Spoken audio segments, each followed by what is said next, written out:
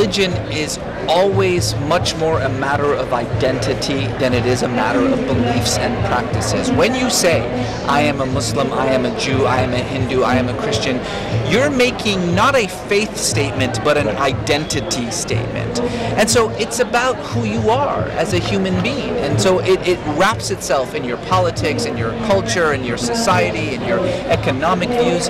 It's about the entire spectrum of how you define yourself. Is it a longing for, religion in the old-fashioned sense of the word? Or are we seeing perverse mutations?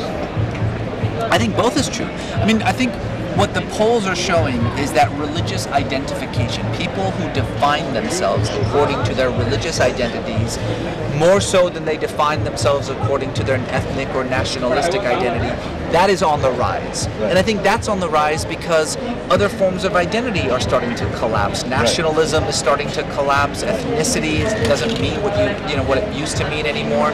And so religion is taking up that space. And so in a sense, it is very much on the rise, but insofar as it's on the rise, so are these sort of extremist versions of it. I mean, when you have religion, you are going to have the entire gambit of it. Let's talk about Al-Qaeda, which has been hogging headlines for more than a decade. Al-Qaeda is the result of the Islamic Reformation. Al-Qaeda is made up of non-clerics, non-experts. Bin Laden was an engineer. Zawahiri is a doctor. These are people who have no access to the Islamic sciences, and yet they have set themselves up in the role of leader, issuing fatwas, for instance, because what they are trying to do is seize that authority for themselves. Al-Qaeda, in some way, does it represent a form of rebellion against the perceived perversities of the globalized modern world? No, close. It is not a rebellion against globalization, it is the result of globalization. But it is a rebellion against something. It's a rebellion against the ulama. It's a rebellion against those institutions which for 1400 years have seized for themselves a monopoly over the interpretation of Islam. What the jihadists, and particularly those of Al-Qaeda, say over and over again is, do not listen to your ulama, do not listen to them. They have been corrupted by the West, by their governments, that they have become an abomination. It's a rejection of traditional Islamic authority, not a tradition of modernity. It's a mistake to think that Al-Qaeda rejects modernity. Al-Qaeda is the result of modernity. But see, that's the mistake. The mistake is equating Westernism with modernity. That's I think, frankly, a racist idea.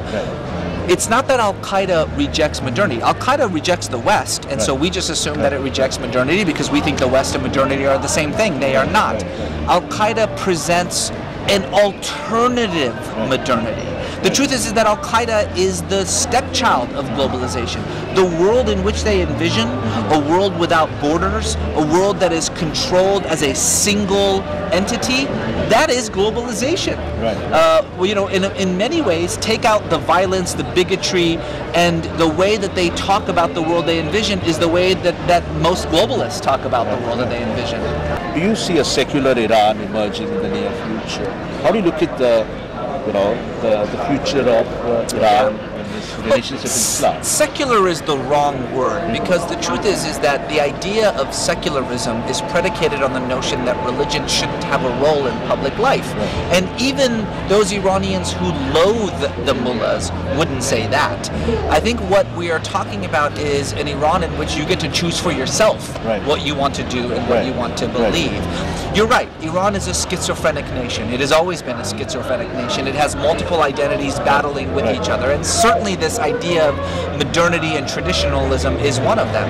You have a population that is deeply modern, a population that is highly educated. The literacy rate for women alone in Iran is 90%, and yet this sort of top-down authority that tries very hard to maintain a sense of traditionalism, it's created a sort of identity crisis amongst Iranians, and it's one that cannot be sustained. How do you look at the play of religion in India? It's not just a spiritual society, it's a syncretistic society. It's a society in which Hindus borrow from Christians, in which Muslims borrow from Hindus, in which Christians borrow from Muslims. There's this idea, and you see it in the holidays, right?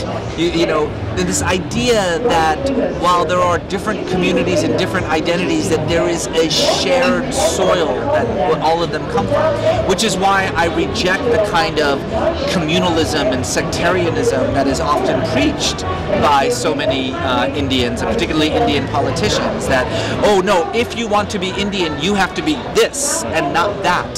That violates, I think, what Indian history is about, what Indian culture is about.